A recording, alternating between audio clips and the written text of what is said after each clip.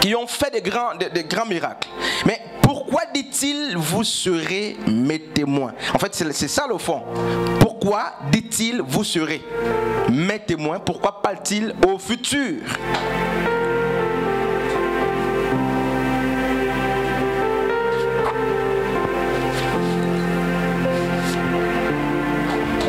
On a lu ce texte-là, nous tous. C'est un des textes clés de Actes. Pourquoi dit-il aux apôtres, vous serez mes témoins?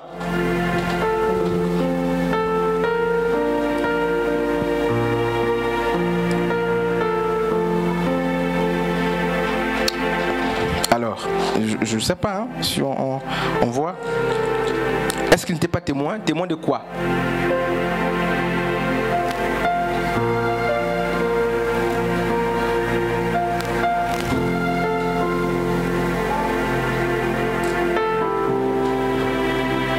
Orphée?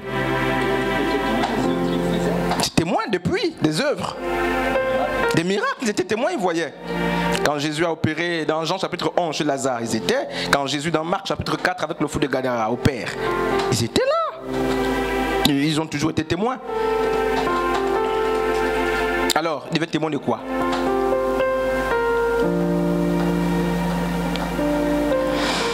Donc je me laisse peut-être ce travail. Ça fait... C'est des enseignements. Et on nous apprend que dans Jean chapitre 20, ils reçoivent le Saint-Esprit. Ils ont déjà reçu la promesse. Même si les gens nous ont dit que c'est la Pentecôte, ça c'est un autre mensonge. C'est pas la Pentecôte que l'Esprit de Dieu descend. Qu'ils ont reçu l'Esprit de Dieu. Ils ont reçu l'Esprit, mais leur attitude, c'est qu'ils étaient toujours assis à la chambre haute. Mais avec l'Esprit de Dieu. Thomas va recevoir. Est-ce que Thomas va recevoir? Non, Thomas ne va pas recevoir le Saint-Esprit quand le Seigneur va apparaître à Thomas. Mais les autres ont déjà reçu l'Esprit de Dieu. Il a soufflé sur eux. Ils ont reçu l'Esprit. Thomas n'a pas reçu l'Esprit de Dieu. Mais il fait partie des 11 qui sont restés. Parce que Judas n'est plus. Mais il n'a pas le Saint-Esprit. Mais il n'est pas quand même exclu. Il est toujours là. Et qu'est-ce qui se passe? Acte chapitre 2 va nous raconter ce qui s'est passé au jour de la Pentecôte. Or, nous avons compris, et nous savons, ça c'est vraiment, je ne sais pas pourquoi on en parle, que la Pentecôte, c'était quoi? Voilà. Nancy, sur Nancy, c'est quoi la Pentecôte? Pardon, on va très vite. Je pense que les enseignements ont repris, hein, vraiment. Quelqu'un peut me citer les 7 fêtes de l'Éternel là? Vite. C'est dit? Je crois que c'est vous les responsables. Vous avez vu c'est une parenthèse, il faut lire. Vous ne devez pas jouer avec des choses comme ça. Il faut faire vraiment attention. C'est quoi la Pentecôte? Julien, la Pentecôte? C'est quoi la Pentecôte? Marie? Saint-Tiche? Orphée?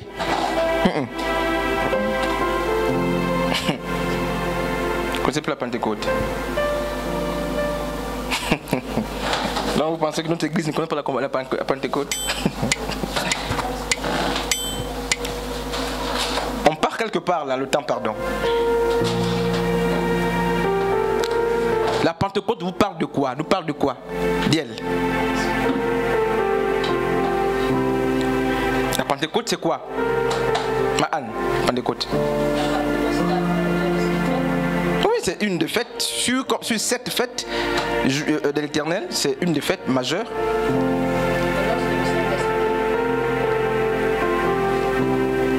Il est descendu. Non, mais on dit ici que le Saint-Esprit, les apôtres avaient le Saint-Esprit quand il a soufflé sur eux. Avant même l'événement de Actes chapitre 2 où il y a eu les langues de feu, ils avaient le Saint-Esprit déjà. Parce qu'il a soufflé, il a dit recevez l'Esprit de Dieu. Donc ils ont reçu l'Esprit de Dieu. Et après il a fait encore presque un mois avec eux. Il a duré avec eux après la résurrection. Et je crois 10 jours après entre la Pâque et la Pentecôte, plutôt après la Pâque, quelques jours après, on devait tomber dans la Pentecôte. Et la Pentecôte n'est pas la fête de l'esprit d'après la tradition juive. Voilà. Donc on repart d'abord là-bas. C'était quoi la Pentecôte pour les Hébreux, les Juifs? C'était quoi?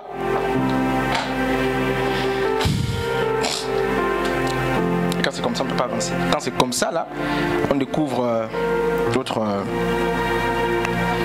opportunités d'enseigner. La Pentecôte nous parle de quoi? La Pentecôte, pour les Juifs, ce n'était que le jour de la réception de la loi. C'est le jour où, justement, dans Exode chapitre 32, le peuple a reçu la Torah. Ce jour-là, c'est le jour de la Pentecôte. Donc la Pentecôte nous parle de la réception de la loi de Dieu. Et il est dit, pour la petite histoire, qu'il y a eu 3000 morts le jour que la loi est descendue. Il y a eu presque 3000 morts. Et dans Actes chapitre 2, qu'est-ce qui se passe? Donc Actes chapitre 2 n'est pas l'opposé de Jean chapitre 20. Parce que on nous a appris que dans Actes chapitre 2, à partir du verset 36, les apôtres ont reçu l'Esprit de Dieu. Ce n'est pas le cas. Et je crois que très, très jeune aussi, on a enseigné ça. Non, ce n'est pas le cas. Avec le temps, on a compris que c'était une erreur théologique. Non, ce n'est pas le cas. Les apôtres ont reçu le Saint-Esprit bien avant. Maintenant, qu'est-ce qui se passe dans Actes chapitre 2? Alors, ce qui se passe dans Actes chapitre 2, c'est quoi? On va aller très vite. On doit décortiquer, n'est-ce pas, le premier niveau de la maturité. Mais là, nous sommes dedans en train de tourner, parce qu'on doit comprendre quelque chose. Ce qui se passe dans Actes chapitre 2, c'est quoi? C'est que les hommes ont reçu l'esprit à la phase primitive. Donc, ils ont reçu les prémices. Ils ont reçu la semence. Lorsque Yeshua va souffler sur eux, il dit recevez l'esprit. Donc ils ne l'avaient pas. Donc ils travaillaient sans l'esprit de Dieu. Et lorsqu'ils reçoivent l'esprit, ils ne partent pas pour être des témoins. Jusque-là, ils sont restés assis malgré le fait d'avoir reçu le souffle de Yeshua. Donc malgré le fait d'avoir reçu l'esprit, ils sont restés assis. La position assise, mais on n'est pas sur ça. Alors, il est possible d'avoir l'Esprit de Dieu et de rester assis. Pourquoi? C'est des prémices. Les prémices sont à différencier avec justement, donc les prémices de Jean chapitre 20, l'Esprit reçu en tant que prémisse dans Jean chapitre 20, n'est-ce pas, ne doit pas être comparé avec la plénitude de l'Esprit de Dieu dans Actes chapitre 2. Et vous allez remarquer que c'est la plénitude de l'Esprit qui a levé les foules. C'est la plénitude de l'Esprit, n'est-ce pas, qui a mis Pierre debout dans une grande foule. Et ce jour, il y a eu, comme il y a eu 3000 morts lorsque la loi avait été donnée, il y a eu aussi 3000 conversions. Et donc, la Pentecôte change de nature, ou du moins, Dieu va superposer les choses. Alors que les Juifs étaient en train de fêter une Pentecôte, n'est-ce pas, littérale, au sens strict du terme, alors Dieu va ajouter à cette loi, n'est-ce pas, un autre événement, c'est que le mouvement de l'esprit devait, n'est-ce pas, commencer. Et c'est la même chose lorsqu'on parle de la naissance de l'Église. L'Église est née depuis que Dieu a mis à part, n'est-ce pas, le père des Juifs. C'est presque pratiquement, n'est-ce pas, c'est Abraham, c'est de lui que sortent toutes ces personnes, c'est lui le patriarche. Donc depuis que Dieu a mis à part les hommes, l'Église est née. Et si on est plus sévère, on dira que l'Église est née même depuis Adam. Lorsque Dieu a commencé à séparer les hommes, à les mettre à part, c'est l'Église. Donc, l'Église existe avant Christ. Mais qu'est-ce qui se passe? L'Église, avec la forme, n'est-ce pas, que nous connaissons aujourd'hui, n'existe pas, n'existe que parce que Christ est mort. Regardez ce qui se passe. Quelqu'un pour nous lire quoi là? Galates. Là, chapitre 3. Pardon. À partir du verset... Combien là? À partir du verset... Allons-y au verset 15.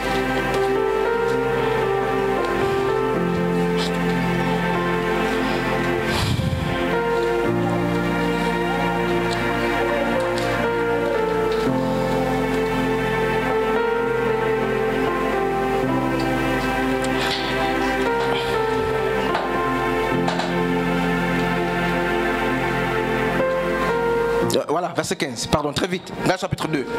Galates chapitre 2, c'est cela. À partir du verset, 15. Pardon, ce sont des textes que le Seigneur donne et on lit. Nous sommes juifs. Nous qui sommes juifs de naissance. Et non pécheurs d'entre les païens. Néanmoins, sachant que ce n'est pas par les œuvres de la loi que l'homme est justifié, mais par la foi en Jésus-Christ. Nous aussi, nous avons cru en Jésus-Christ afin d'être justifiés par la foi en Jésus-Christ et non par les œuvres de la loi. Parce que nulle chair ne sera justifiée par les œuvres de la loi. Mais tandis que nous cherchons à être justifiés par Christ, si nous étions aussi nous-mêmes trouvés pécheurs. Christ serait-il un ministre de pécheurs?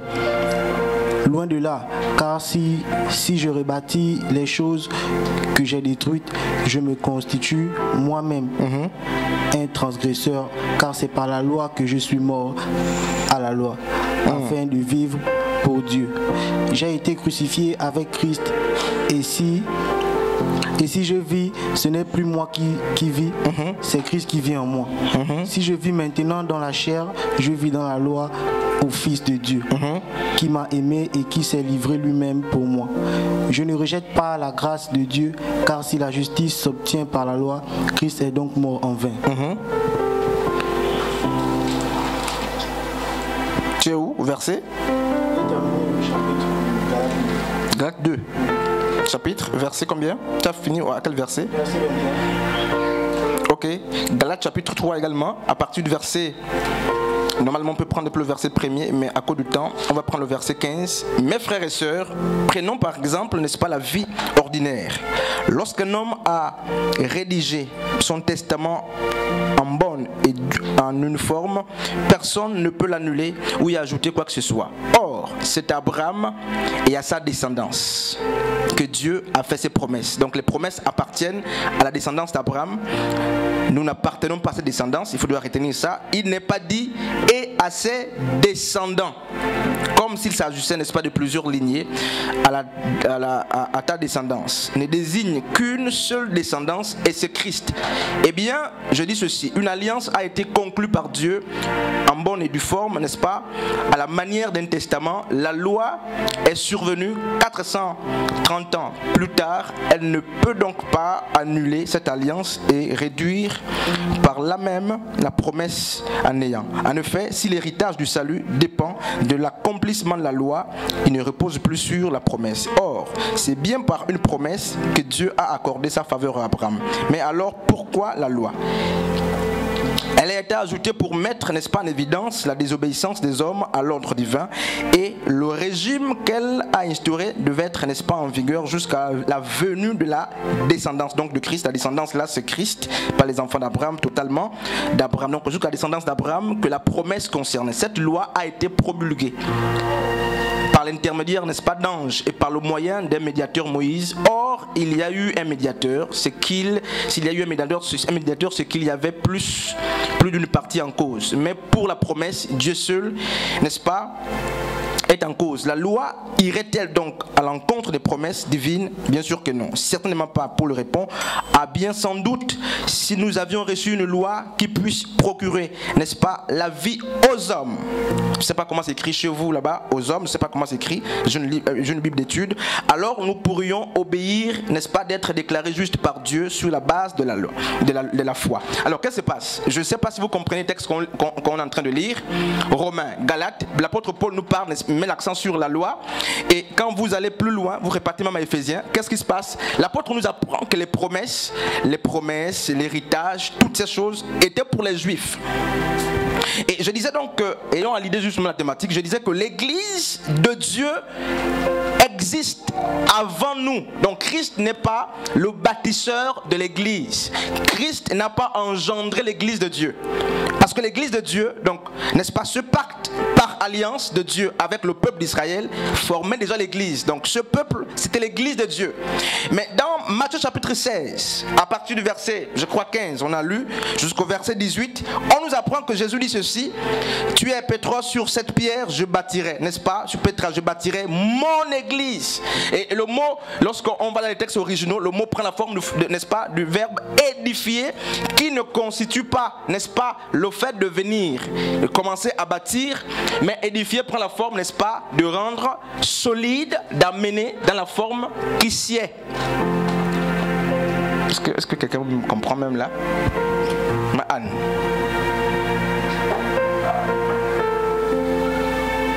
Donc Christ ne vient pas créer une autre église, mais il vient donner une forme à l'église qui existait. Et cette église qui existait était la communauté juive.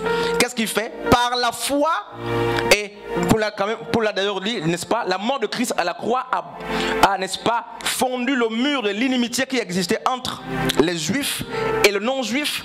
C'est d'où, n'est-ce pas, c'est là le sens du mot édifier. Ça devient une église qui n'est plus qu'une église juive, mais une église qui embrasse tout de même les nations. Donc le verbe édifier là, il ne faut pas le confondre avec justement celui qui commence à bâtir. C'est comme si l'église était née avec Christ. Et Jean 12, 24 qu'on a lu disait quoi? Jean 12, 24 disait, Jésus a dit, si ce grain de blé ne tombe en terre et ne meurt, n'est-ce pas, il reste seul, mais s'il meurt, il se multiplie. Donc Christ meurt et il engendre les nations comme membres de l'église de Dieu existant déjà. Il ne faut pas qu'on pense que l'église est née quand Christ est mort. La mort de Christ engendre des membres nouveaux, n'est-ce pas, qui appartiennent à l'église.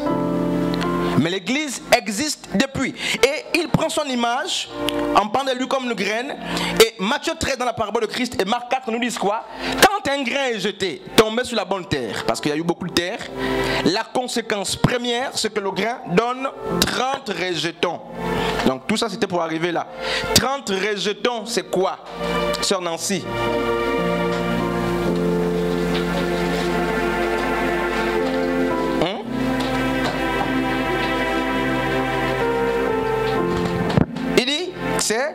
C'est 30 pour 1. Non, pour 1. C'est cela. C'est 30 pour 1. Donc, voici un des premiers niveaux, n'est-ce pas, de la maturité spirituelle. On a vu la croissance, on sait où on est. On a vu beaucoup de sous-points sur la croissance. Mais là, on voit autre chose. Donc, 30. C'est quoi? Nous pas de quoi? 30. Moi peut-être on ne va pas faire l'étude de nombres, tout ça, mais c'est toujours important. On a vu le yod, on a vu le shin, on a vu le vav, le haïn. Aujourd'hui, on parle, n'est-ce pas, du premier niveau de la maturité spirituelle. Et Marc dit, quand la semence qui a été jetée sur la bonne terre commence à pousser, elle donne d'abord 30. Donc c'est pas à négliger. Elle donne d'abord 30. 1 Corinthiens chapitre 3, à partir du verset 30 pour 1, à partir du verset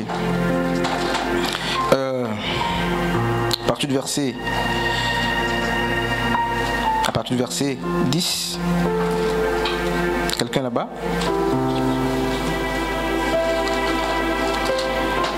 1 Corinthiens chapitre 3.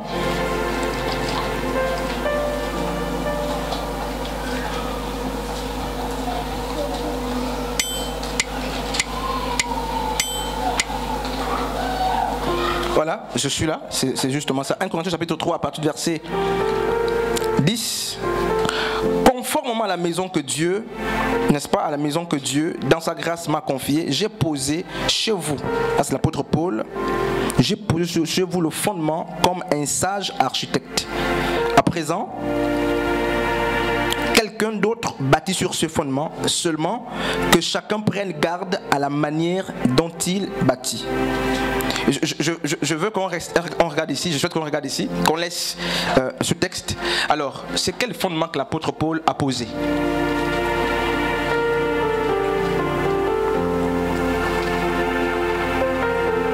Paul dit qu'il a posé un fondement sur lequel on bâtit là. C'est quel fondement?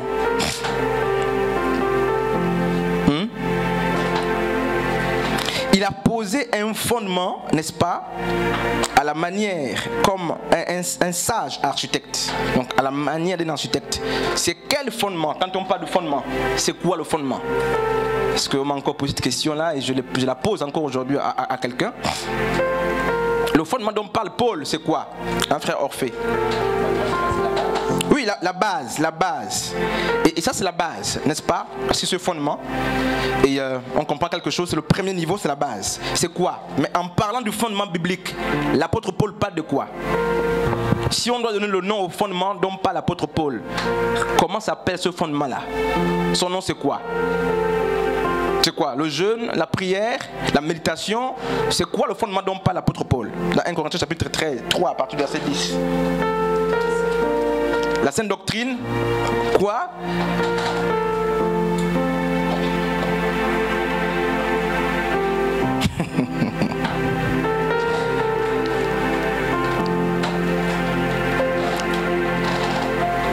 Le fondement que Paul, l'apôtre, a posé, c'est quoi? N'est-ce pas? Un texte qui me vient, je ne sais pas si c'est ça. Maman Anne peut nous fouiller ça, Éphésiens chapitre 2 à partir du verset 20. Alors, c'est quoi le fondement que l'apôtre Paul a posé ici?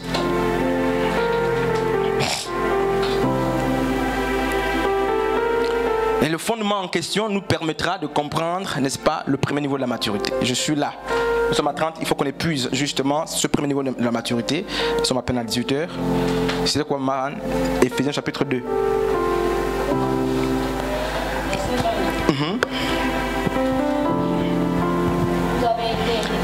Vous avez été édifiés sur le fondement des apôtres et des prophètes.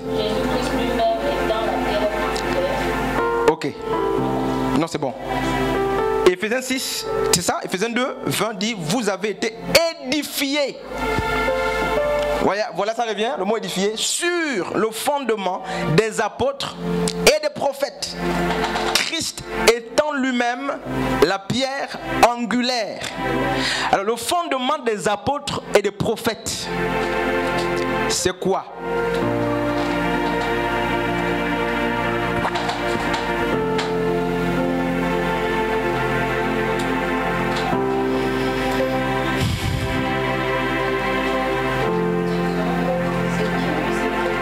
Je ne sais pas si c'est qui ou quoi, je ne sais pas. Pourquoi? Donc la réponse c'est si on dit c'est qui, ça veut dire que c'est une personne ou quoi? Je demande, c'est quoi enfin? Donner le nom du fondement des apôtres. Le nom, le fondement des apôtres nous parle de quoi? Enfin, je ne sais pas comment poser la question. Là, ça nous renseigne sur quoi? Ça nous parle de quoi le fondement des apôtres? Mais on parle de ça à tout moment. Paul dit, j'ai posé comme un sage architecte le fondement. C'est quoi le fondement? Enfin, ce fondement nous parle de quoi? Hein? T'es dit?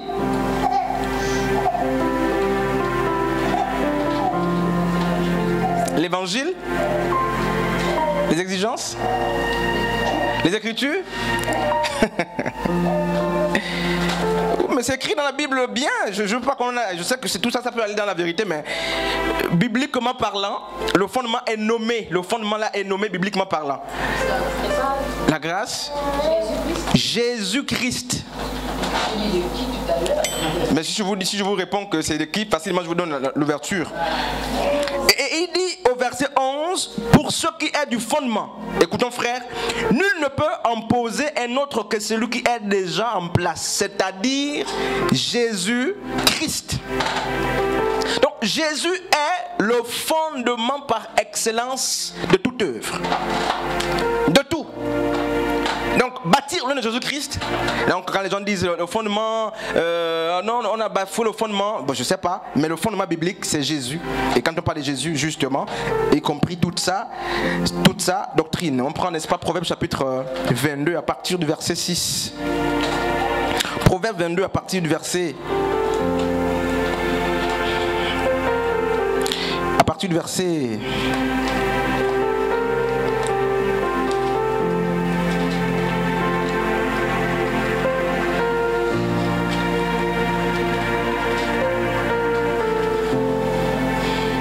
du verset 6.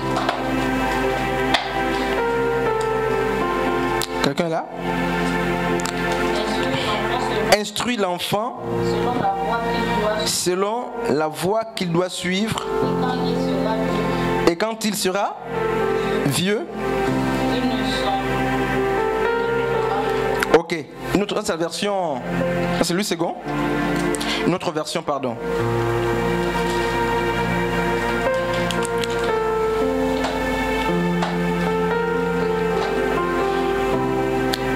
Apprends à l'enfant le chemin qu'il doit suivre, même quand il sera vieux, il ne déviera point. Alors, 30 nous parle de quoi? 30.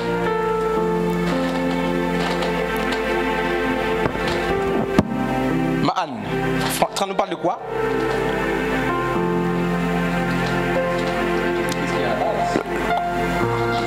Bien sûr. Et je veux entendre autre chose en fait. Il y a quelque chose dans mon esprit là que je veux entendre.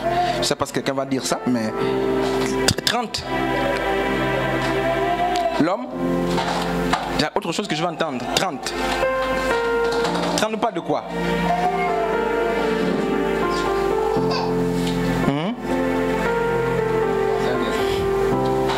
Ben oui, peut-être quelqu'un va argumenter là le fondement. Quand on parle de fondement, ça fait allusion à quoi? On fait allusion à quoi? L'instruction, bien sûr. 30 nous parle de l'instruction. Proverbe 26 à 22. Donc, regardez ce qui se passe. C'est justement... Regardez ce qui se passe. Alors, ça c'est une autre question qui me vient, mais je vais la garder, sinon ça va nous perturber. Donc, 30 c'est quoi? C'est l'instruction. C'est l'instruction. Et alors, le grec, l'hébreu nous parle, n'est-ce pas, de lamed. Pour parler donc il y a déjà l'instruction là, pour parler aussi du fouet. Pour parler des études. Et qu'est-ce qui se passe, c'est ça. Et on nous apprend que l'enfant doit être instruit dès le jeune âge, de sorte que quand il vieillit, mais qu'il ne s'en détourne point. Et le 30, n'est-ce pas, nous parle de l'Amed. L'Amed, justement, c'est composé de Kaf plus le Vav. Mais on n'est pas sur ça, on verra ça quand on verra 60. Et Kaf plus le Vav, ça donne 26. Hein. Je sais que vous connaissez ces choses-là. 20 plus 6, 26. 26 nous renvoie, n'est-ce pas, le mystère du tétragramme, donc le nom de Dieu. Mais on n'est pas sur ça. Donc, l'Amed nous parle de l'étude du fouet. Or, le fouet, c'est pour, n'est-ce pas? Le fouet, c'est pourquoi? C'est pour l'instruction. J'étais en train de dire à un frère avant de venir ceci, je lui disais ceci, que je lisais un monsieur qui nous présentait une chenille dans son livre, justement, une chenille dans son cocon, tout ça. Et la chenille se battait. Il a vu la chenille en train de se débattre. Et il avait pitié de la chenille. Il avait pitié de la chenille qui était en train de se battre. Et il va s'avancer. Il va tirer la chenille, n'est-ce pas, de son cocon là. Il va tirer la chenille et il va laisser la chenille justement s'en aller. Et quelques heures après, il a constaté que naturellement la chenille était morte. Alors qu'il avait déjà aidé la chenille à sortir de son cocon. Alors je vais nous poser cette question là. Pourquoi la chenille meurt comme ça? Alors qu'il est venu aider la chenille à sortir très vite de son cocon là. Mais quelques temps après, très vite, il va constater que la chenille est morte.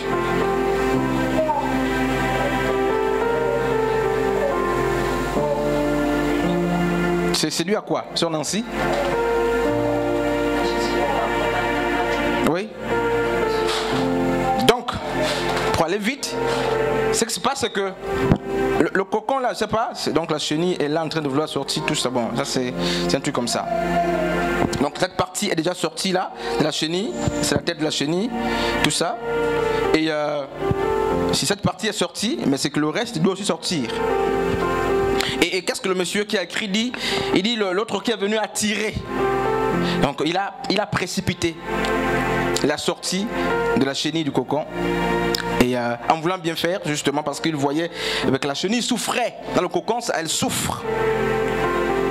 Et donc, elle était en douleur. Et lui, il va venir, il va aider la chenille. Mais en aidant la chenille, mais il va conduire très vite la chenille vers la mort. Pourquoi? Mais maman Anne a bien dit, parce que le processus